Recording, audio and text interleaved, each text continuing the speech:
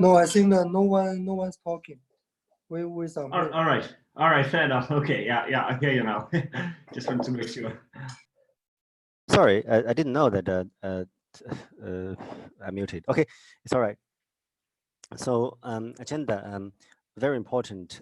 We are going to fix the 2020 February schema. This is the last time I collect feedback on this, and there's some changes as well.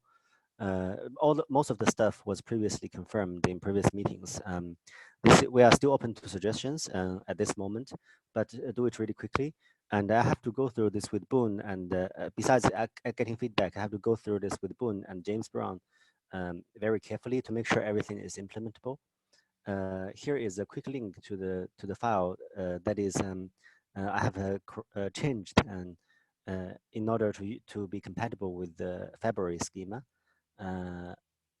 And here it is. And unfortunately, we didn't include a attestation in the schema, but we did include, remember, the data object thing.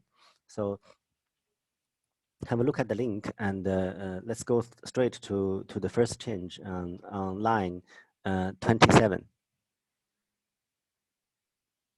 Everybody there? To, are you there? Yes. And Boon, we are looking at line 27, right? Yes, got it. Okay, sync up. Okay, good. So previously I mentioned that we are using ASN.X module as a schema language for data objects. And I explained that data objects are used as for attestations, as well as for describing events.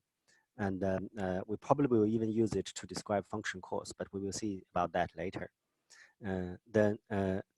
This is the data component of an TokenScript. And what you see from line 27 to line 35 is slightly modified from the previous content that we shared for you guys to discuss. So yeah, this is an, I think it's evident what it means here. Note that when you define a data object, you don't define how it is being used. Instead, it's the usage that is relevant. So let's say this data object, 27 to 30, 35. Later, if we have attestation, it will simply refer to this data object. And then with additional information about who are the rightful people to sign it, for example.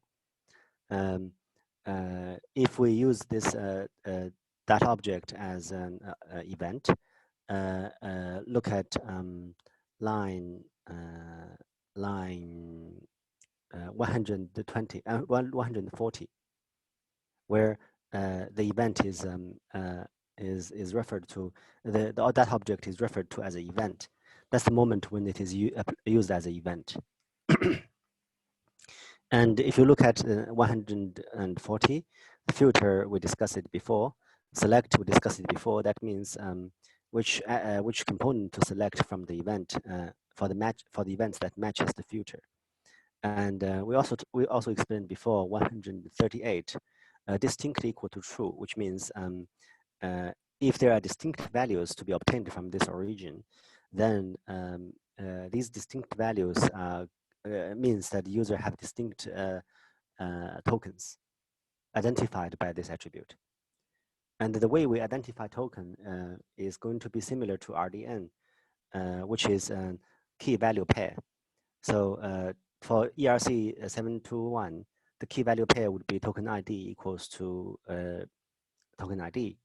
And in this case, because they don't use ERC 721, the way to identify token is name equal to the name attribute defined here. And there are as many such tokens as there are names. So just type it on the chat room. RDN for ENS, that is name equals to weiwu.ens. Okay, RDN for TT, token ID equals to 0x. Yeah. So this is how internally we store tokens in the agents, in the user agents. This is basically a recap of the previous discussion. If you have any feedback, yeah, this is the last time we take feedback in. Yeah, and open for questions. Then after this round, I will introduce the second change. This is the first change that we introduce data object. Any question? Or not at all? So the select attribute in line 140, that's to let the user agent know that we should retrieve the value, which is weiwu.ens, and that is the value of the attribute. Is that what it's doing? So okay, let me first you get label first.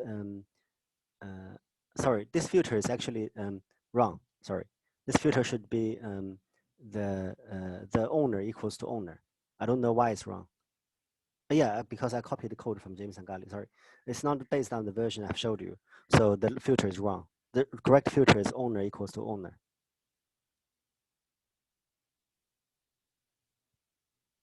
Which means of all the events on this contract, which means for all the events on this contract, first you go through them and find those that says owner is you, and then second, you get this list of objects and you select the name component from it, and that is the value for the key name for the attribute name. Right. Okay. There's a deselection which I forgot to include. Sorry, I will do this right after the meeting.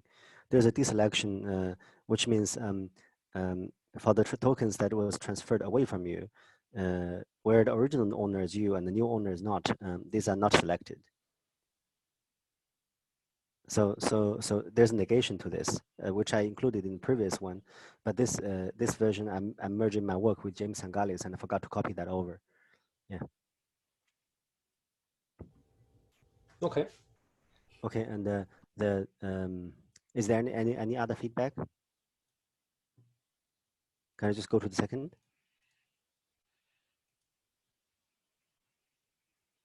You think this would work? Like Boon, this is the version that is going to be implemented. I think we have went through this three meetings. This should be last one. So yeah, this is going to be committed as an implementable thing, and we're going to roll out a release about it. So the background of this is we're going to roll out 3 releases for the event support. The first one being this one, and the second one being activities, and the third one being notifications. So the design of this assumes that, at least for mobile devices, that there will be a server which can provide historical list of events. Yes, yes. Did I share this picture with you guys before? Let me do this on the channel. Share. Oh, damn it. I probably didn't share it before with you. I shared it to Sangali, but he's not here today. And I forgot that by sharing to him doesn't mean I'll ultimately share to you guys. So how do I share your stuff with? Okay, maybe presentation mode. Present the entire desktop maybe. And I think it's.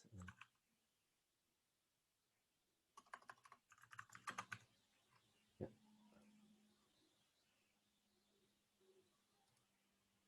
Okay, so when we say there are 3 projects, one is support ENS and the new and the February schema, and second is to support notification. Sorry, activities, and third is to support notification. So here is the chart how it works. Have a look and let me know if it makes sense to you.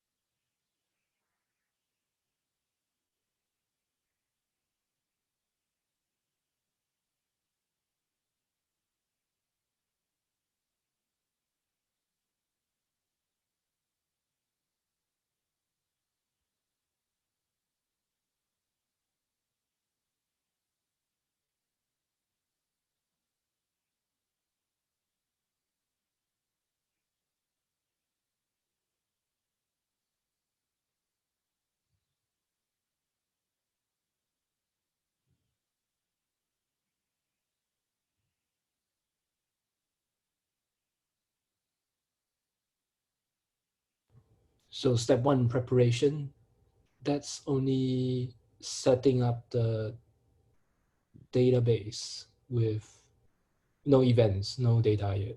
Yeah, but you basically, it generates a list of attributes and the events dependency table.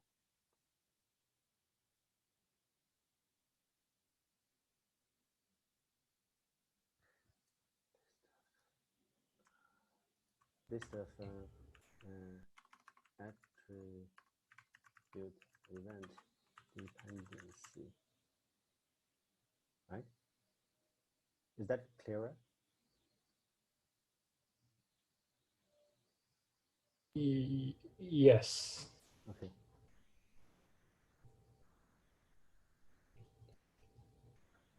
In get events, isn't the determine the token attributes to update? Isn't that part of preparation? Sorry.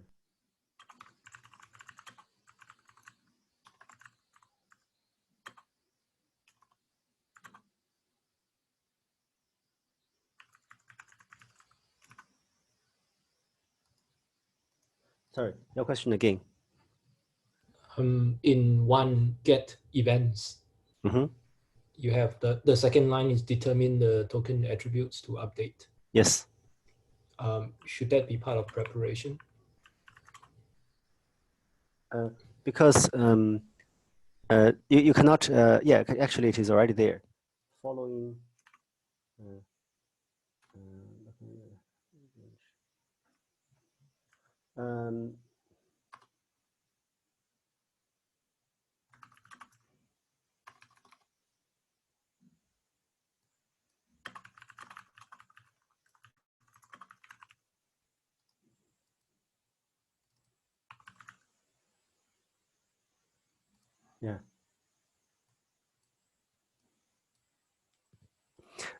Basically, the concept is the wallet actually wants to know if it should generate any activities or update any views, and we assume that the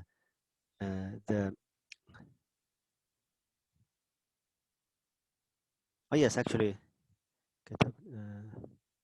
get events.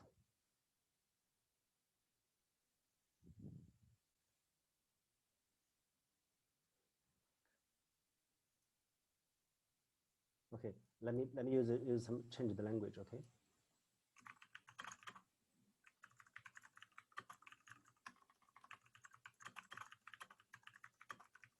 Okay, now it's clearer. Make sense now? Yes. Okay, so to test my understanding if it's correct. So is it correct that in theory I don't have to subscribe to events? Instead, I can manually poll the server for the list of events. In the first phase, yes. In the first phase, actually, are you saying you don't? No, wait. In the first phase, you still need to get an list of events following the filter. So yeah, you actually need the server. So sorry, your question again. Yeah, sorry, you explain your understanding again. Yes, so there are two sources of events. One is to get the list from the server, and the other is after filter, right?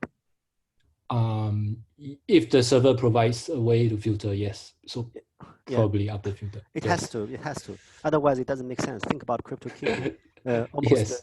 You have less than 0.001% of all the data that is relevant to you. Yeah. Yes, and the second source of events is to just subscribe to a node or to an API like Ember Data. So yeah, my test was, so in theory, we can add event support by just using the server and not connecting to a node or Ember Data. So when you have to connect node in the end, in the third step, in the next step. Otherwise, you don't update the dirty attributes. Otherwise, you don't get to update dirty attributes. So in the get event stage, you don't need the node, right?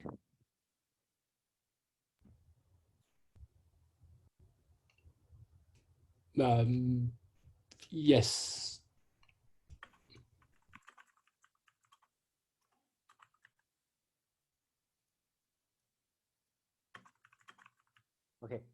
Now I modified it. Makes sense? Yes, but the order is actually wrong. You have to connect to the node first before the index database. Otherwise, there might be a gap.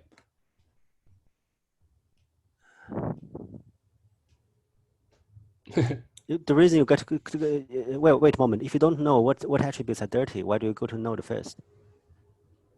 I presume that when you connect to the node, you have to specify some kind of the filter and you listen, right? So as new events are triggered, the listener will pick it up. So I don't know if the Ethereum node would provide that function. When I say node, typically I mean just node, Ethereum node. Yes, but we have to get events as they are triggered.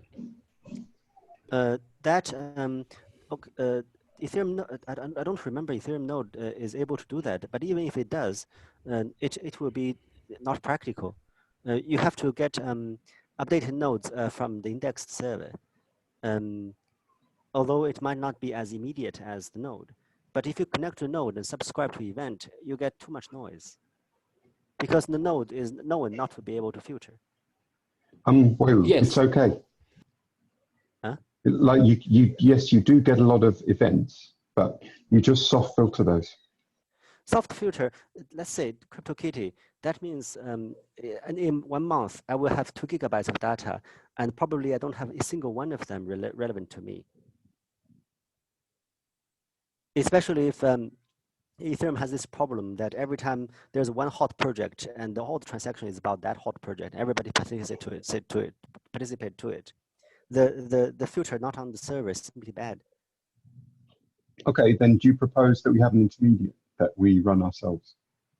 The index Ethereum, we're assuming there is a way to get events by a server filtered. Either we have to write it or we have to use the existing service. Sure. Yeah. Yeah. I think that's what Trust were doing with their intermediary, to an extent. Obviously, not to this extent, but yes. That's what they were trying to do. And yes, and if we only provide filtering itself, like providing filtering capacity, it shouldn't be hard to get anyway. Like there are some, I imagine that any Ethereum software that analyzes data already have this function. It's possible, yeah. But I mean, you can even if not, then it's not a complicated task to provide that. No, so the design, yeah. So in terms of design, I think the bottom line is we don't filter it on client side. It's not reliable either. I mean, there's many ways to make sure that the process actually running on Android, but you don't get 100% sure, and you have to recap between the time that the service is not listening. Yeah, of course. Yeah. Move, and the user entered the terminal, and when the user gets out of the terminal, TCP/IP connection times out. They have to use RDP. It's just not reliable. It's not a good way to do it. There are some node protocols that allow you to catch up. So basically, you can subscribe to events, and then if you lose the connection, or your phone's offline or something, when it comes back online again, you can catch up. Yeah, that is a message queue. Yes. But message queue should be placed to the front, not to the back. That is, you don't use a message queue to get all data and then filter it. You filter it and then use a message queue. Yeah, ideally. So it's just like if we use that technology and forgo filtering, it's just the wrong architect, I think. Yeah, well, I mean that's the ideal architecture. If we can get that where we are filtering server side, then that's better. It will simply be like something we build and we quickly discard because too many people complain. It would be simply like you are sending like overnight, you are sending 300 megabytes of data, and people are still drilling down and find this is a problem, and we fix it in a few months. It doesn't make sense to write code to be discarded. We're already like beyond the experimentation stage. Yes. Well, providing we don't mind running another server, then that's definitely a better solution to do that. So we talked about this 3 weeks ago, that whether or not we have to do a server, actually more than 3 weeks ago. And I really don't want to put a server there unless there's a good reason to do that. So you know that I'm a server aversion guy. So for sure. We already decided to have a server. Yeah. Okay, then good. Yeah. That's the better solution. Yeah. Thank you very much, James, for joining. So is the picture making sense to you? Like, for example, when I say data, mark the data dirty, you know what I mean here, right? Yes, I know what you're talking about. It's like outdated data. Yeah. Yeah. Yeah. Yeah, at the moment, I think both what me and Boon are doing is just like polling, or well, intelligently polling. Like what I do is if a new transaction appears on the contract, then assume that all data is dirty and refresh. But that's going to get swiftly impractical on like say something like kitties. Yeah, and make sure that it's reliable is a lot of work too. Yeah, for sure. Yeah, so the event scripting is much better. Yeah. Okay. So Boon, just like, keep shooting questions. Every time you shoot a question, I find a better way to explain. Okay. Yes, sounds good. So far, so good. Yep. Okay. So back to the schema. James Brown. Just to bring you back to the changes we just discussed, it's between from line 27 to line 35.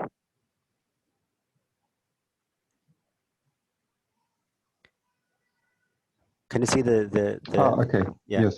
this section? So what it does is it describes the data module and with the ASN.x, which is already an RFC. Then this data module is later used in 140 as an event, which means the event is sourcing data from that one. The filter is wrong. The correct filter is owner equals to owner. This is wrong. I'll update it soon. So what it does is it gets all the events whose owner is owner, and then you get a lot of events, right? Okay, go back to the can you go back to the event declaration? Yeah. Okay, got it. Yeah. Okay, I see now. Yeah, yeah. Owner. So you have a name which is yeah.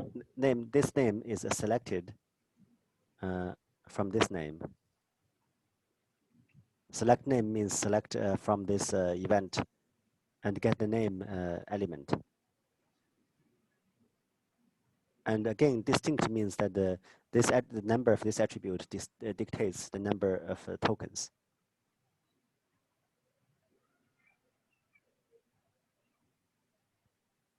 And internally, it is stored as this. Did you see this, James?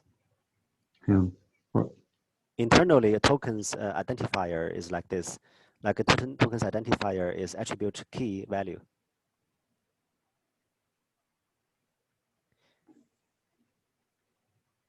This is better than token ID because if this guy is not using ERC721, there is no token ID, just like the case with ENS. Okay. Yeah. Yeah. So basically, the whatever you do, whatever token you build, if you want to identify it, it's usually identified by a key value pair, no matter how this guy designs. Yeah. Okay. So we use this generic structure, then we should be able to capture all this. Be aware of some strange guys who decided to build RDN with multiple key pair. So that's something we cannot control because somebody can develop a new smart contract and simply say every token is identified by 2 key value pairs. For example, name equals to weiwu. It could be 2-dimensional array. Yeah. Then 2 equals to value. Yeah. That could be that would be identifier of a token.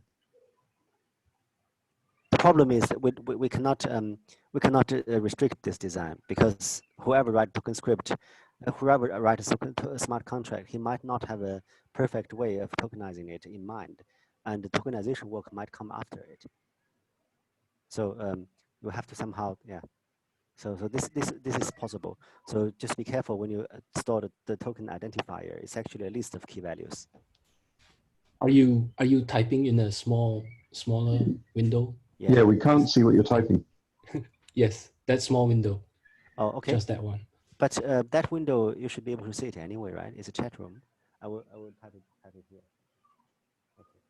So okay. So let's say somebody created a new crypto dog and it's not like crypto kitty. Then you have dog.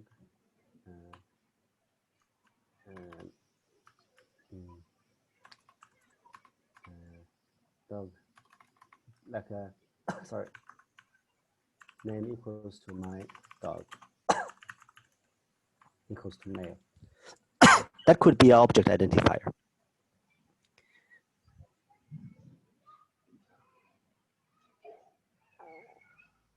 I don't know why would someone design things like that, but it's not under our control.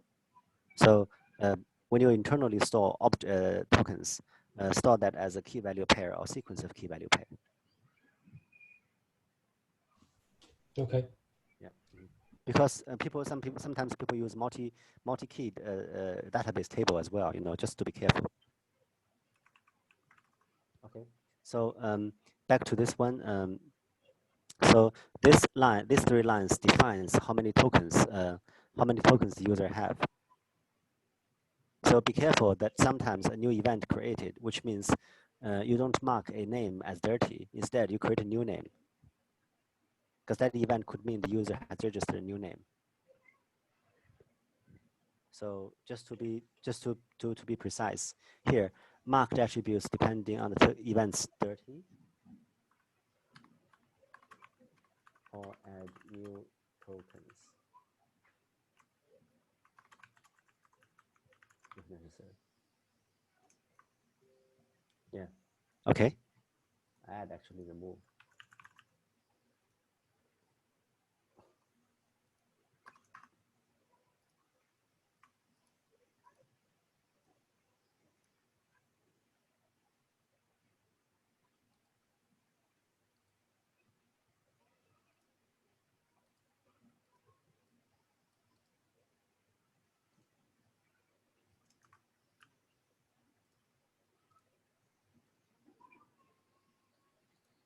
Yeah. Okay. Good. So then is this okay? If this is okay, well, I'll go to the second change and third change.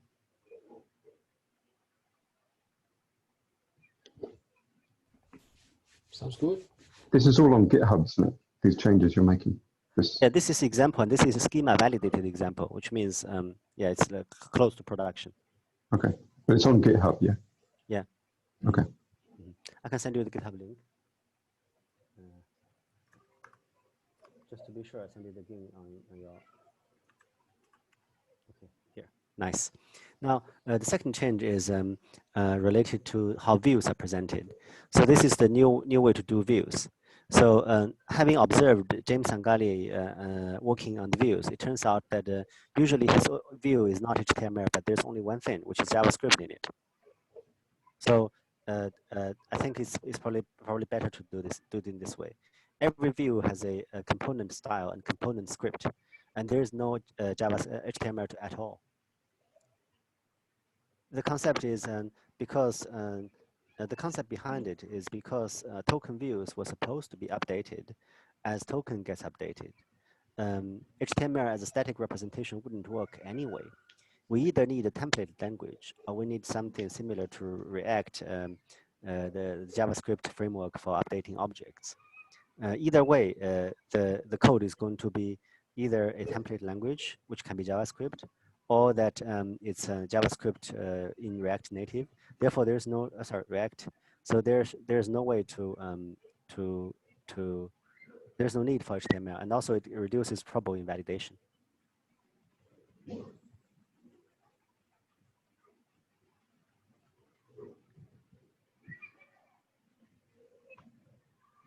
And by this change, there's another change that's coming after this one.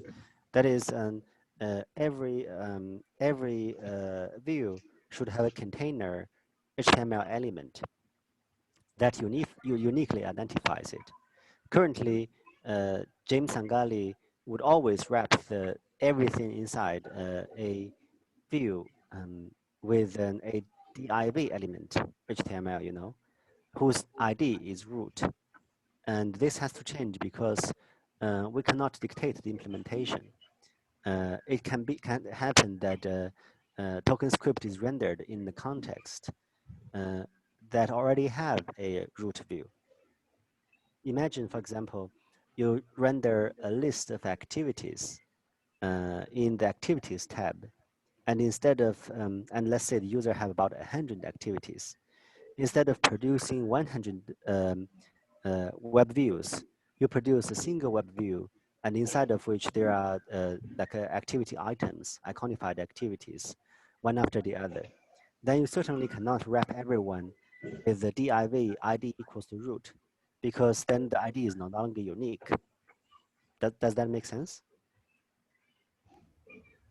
Yes, but in our implementation of the TokenScript client, we don't access the div with ID equals to root.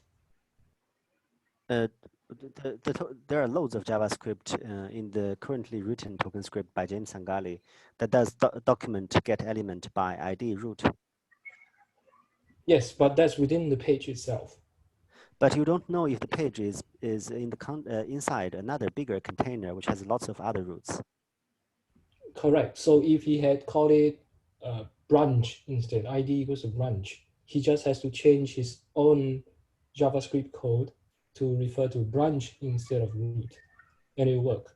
The TokenScript client doesn't rely on whether it's being called root or branch. Doesn't care. Let's take the story to the context of a web. Okay, so let's say this is a web page. Actually, even without going to the web, even if we just go talk about activities, it would already be a problem.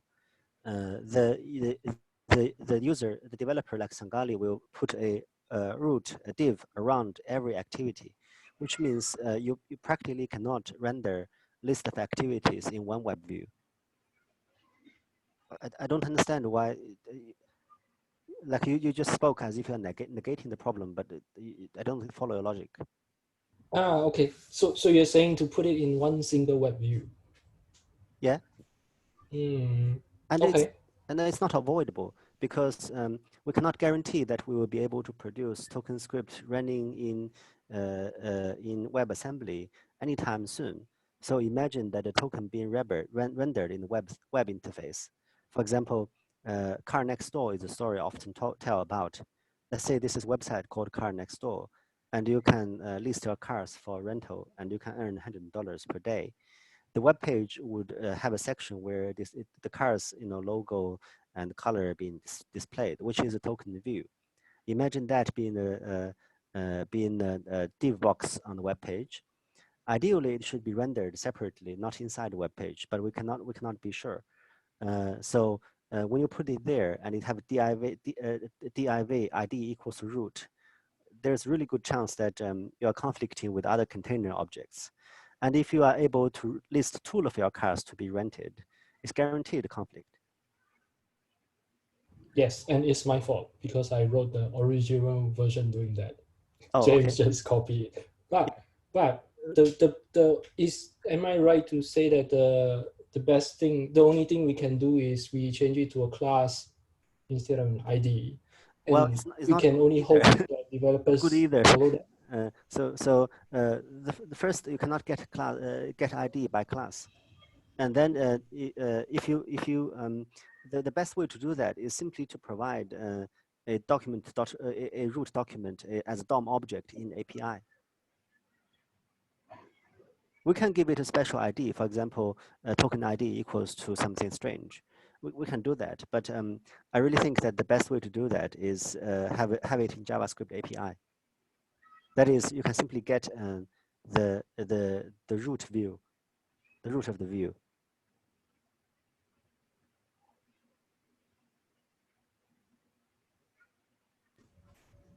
Okay. So we can do both. For example, we can always create a top-level container, which is called div ID equals to token ID equal to something. The really long stuff. We cannot use the character equal, but you get what I mean here. And yes. And in the meanwhile, we provide the JavaScript API, and the div top-level container is hidden. We don't tell anyone about it, but we can use that if we find it convenient to us. We actually published in the document that the correct way to get the container is to use a get container function, or something like that.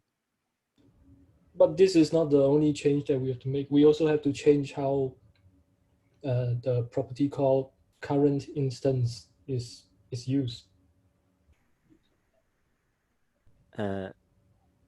can you tell me what property the name of the API? Just web3.tokens.data.current instance. web3.token.data.current. Let me type that out. Yeah, okay.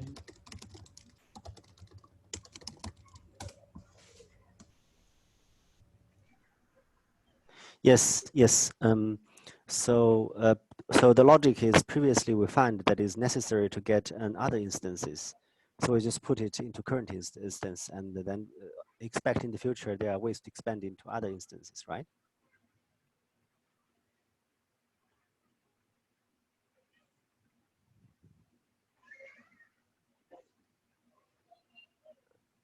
Oh yeah, that's the future version, that if you want to access other instances of the token. Yes, but by exposing dot current instance, we will have the same problem which you described. Because current instance only refers to the current instance. So if you have three of them, they will all point to the same one. You're right.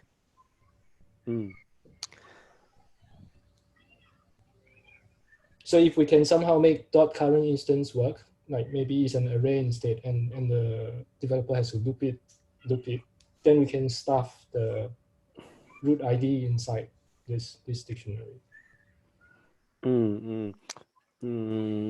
Yeah, that's an issue, right? Okay, so that's the issue, and that issue's impact is slightly different, because imagine this: imagine that you have a TokenScript running in not on the web page. This would affect if the TokenScript runs on the web page. Imagine you have a TokenScript not running on the web page. Instead, it runs in the MetaMask, a little bit like the Daplet concept, by the Ethereum magician, which is an XUL stuff. And imagine it has been there. Then we cannot use if root ID equal to root,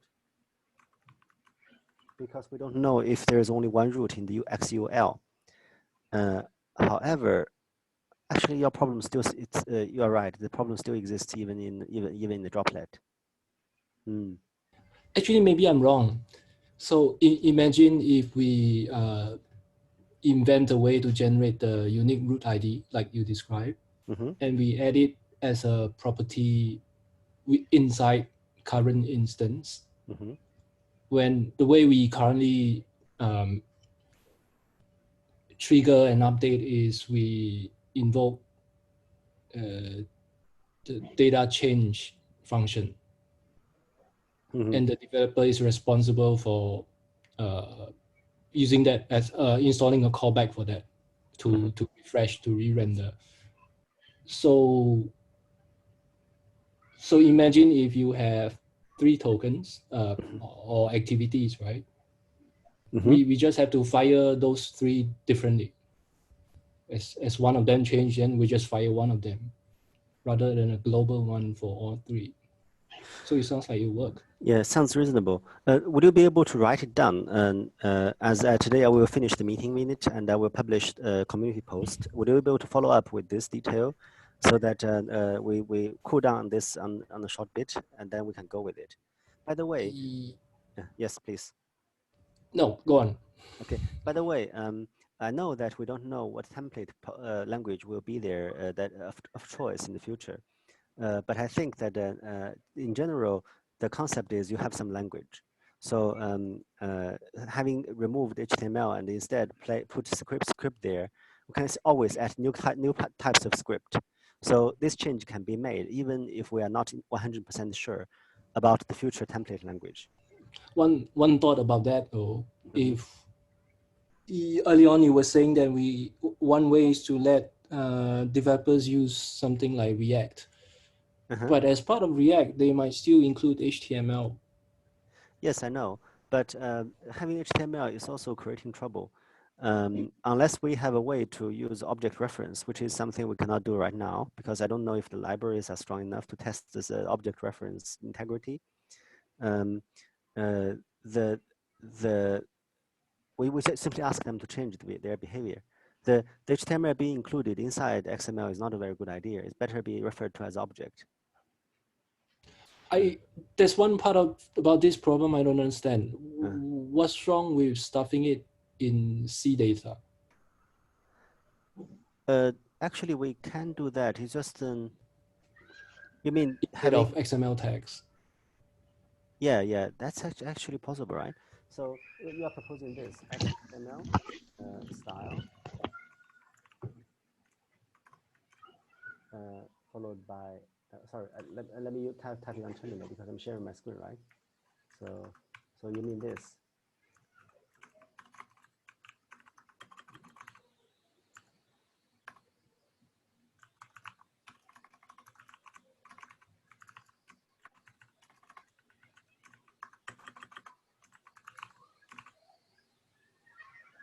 Let's simply say content.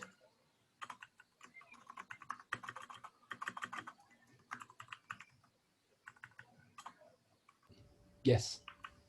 Yeah. It's probably starting with this, but there's probably something like this. Yeah. So actually, it can work.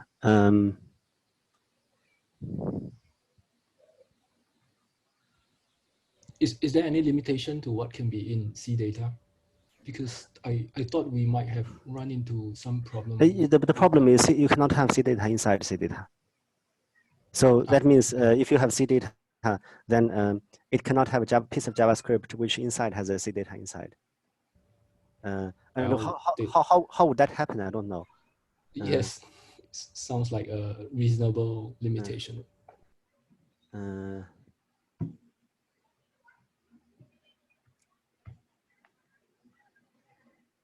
Can we put it in this way, like, so because we are not providing a whole HTML, you know, because this is just a view, then we have to supply the style anyway. So can we allow all of them to happen? Okay. Therefore, the scripts can have their own C data. Yes, sounds reasonable too. And at least this way we will know that we will not cry if we have made a big mistake, because there's always a fallback method to use. Can entity references work with this? It would work, but I really want to use object reference for this, not entity reference.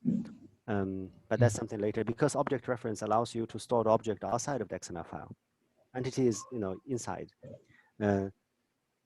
So imagine that you have a TokenScript that has a video. Then you certainly want the video to float on YouTube or somewhere, as long as the integrity is guaranteed, which is the video downloads as matches certain hash, or maybe IPFS, you know. So it's better to use object, but I just want to move one step at a time. Okay. Just remember that references don't work on Android. Just so that like if you compile the script at the end, then it will work. But any kind of object reference that's not compiled out that script will fail on Android. Yeah, that's why we're not supporting object reference, because you have to define the process of actually fetching it from somewhere and check the hash. Yeah, so that sounds like a lot of work to do. Although it's in the XML signature spec, I'm not sure if every library implemented it correctly. I need to do some experiments. And I'm sure that these libraries don't know how to fetch it from IPFS. So yeah, there has to be callbacks to how to fetch these objects. Yeah. So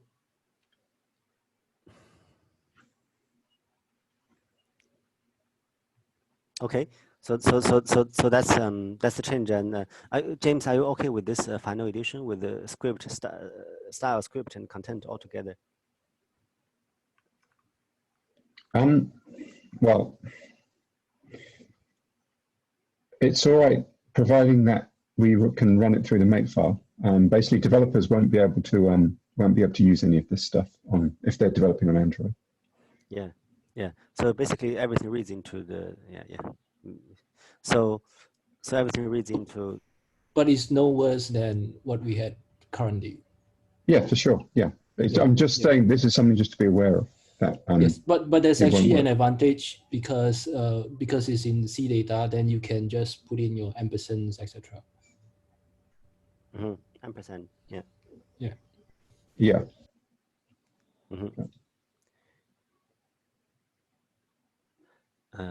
That's about right. Yeah. It's not elegant though, because JavaScript starting with C .js file starting with C data, that's really ugly. It's best to use a reference, but I don't want to start another struggle with the reference stuff. It better be done in a separate project where we claim support for IPFS. You know. Okay, Yes. so that's all the changes. There's one tiny change, which is the inside cards. You cannot see it here, but inside cards previously there's a token card. Now we change it to token without dash card. So you get cards inside cards. There's token. Previously, I was concerned that if you have a token element inside cards, then it would be called the same name as the line 9, where the root element is, and maybe people would be confused because the elements have the same name. But it seems nobody was confused with this kind of thing. So I just change it back. Cards here. Imagine this being the action instead of action being the token. Yeah, that's the last change.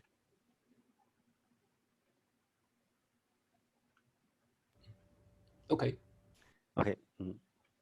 So yeah, so that's all, and it's also 25 minutes already. So yeah, guys, if it's okay, I will publish a meeting review, and that will be marked as implementable. Okay. Okay. If you're not okay, tell me.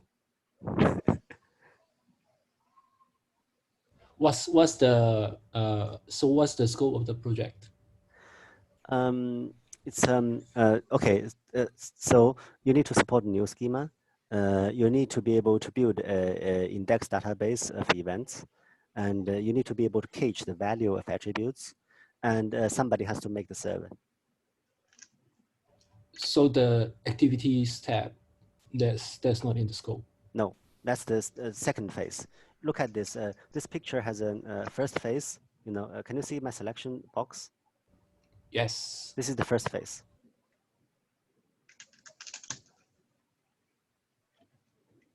On the surface, it only allows you to support ENS, just that. To the end user, there's only one thing. You are now able to support ENS. And second phase is here. Can you see this? Yes. It's not clear because much of things is being defined, but there's a separate A3 page for that. And third is here, which is getting notification running. So the first phase also includes being able to display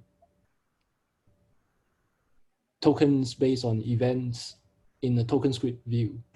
Yes. Okay. That is the number of tokens determined by the number of token identifiers, which is determined by events.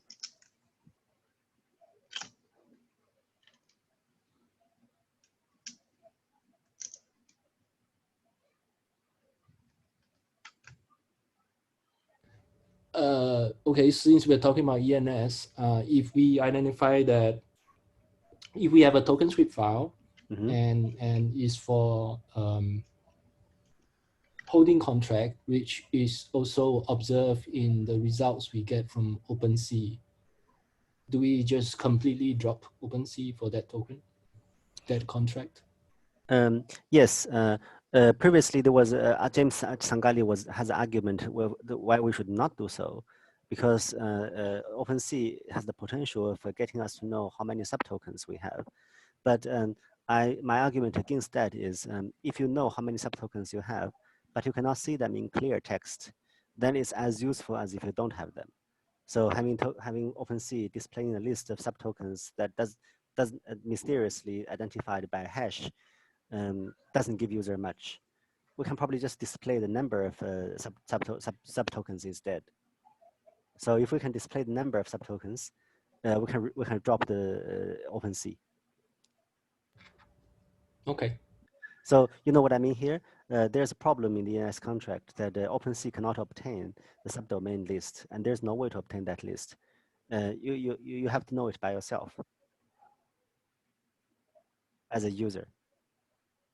So OpenSea instead resulted to display the subdomains, just use the hash, which is confusing. And I said that is as useful as just displaying the total amount of them. Okay. Yeah, which means that we are going to display only the ENS domains you have and how many subdomains you have under it. And that's it. And then with those, we probably can drop, I think we can drop OpenSea. Okay. On this only, on ENS only. Sounds good. Yeah, okay, yeah. So far so good, everybody. Is that all right? Yeah, and then all right. Yeah, I can see how that would work. Yeah, okay. Yeah, okay, okay. Oh, sorry. One hopefully last question. Okay. Which networks are we going to support? Which blockchains? Testnets, mainnets? So I hope we can find the source of index Ethereum event database for everyone. But it's a really good question what to do if one of the Ethereum blockchain doesn't have index database, right? Yeah, Amber Data supports mainnet and RINKB, and that's it. Yeah, so this is really confusing because that's not everyone implementation supported in the client. Well, what we could do is we could run our own nodes, which are only being used for event listening. And if we don't have event listening, then we have to fall back on previous ways of working out events. Maybe. I don't like to have the code base and having two sets of logic. That's growing the code base, which makes it very difficult to maintain. Yeah. I prefer to do this.